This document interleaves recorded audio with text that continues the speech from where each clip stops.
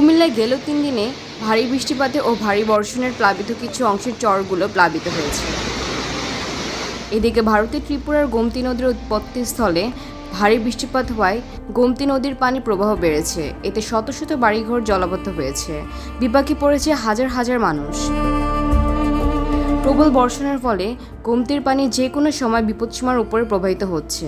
এতে করে কুমিল্লার সদর উপজেলার টিক্কারচর, বুড়িচং ও আদর্শ সদর থেকে দাউদকান্দি পর্যন্ত 85 কিলোমিটার গোমতী বাঁধের দুর্বল অংশ ভেঙে যাওয়ার আশঙ্কা রয়েছে। এদিকে ভারী বর্ষণে কুমিল্লা নগরের অনেক জায়গায় জলাবদ্ধতার সৃষ্টি হয়েছে। এদিকে গোমতীর চরের 4000 একর ফসলি জমির সবজি ক্ষেত প্লাবিত হয়ে নষ্ট হয়ে গেছে।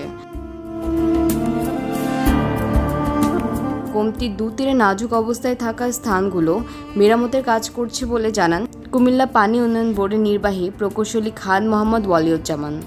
তিনি আরও জানান, গোমতীতে গেল 15 বছরে উজান থেকে আসা এত পানি দেখা যায়নি।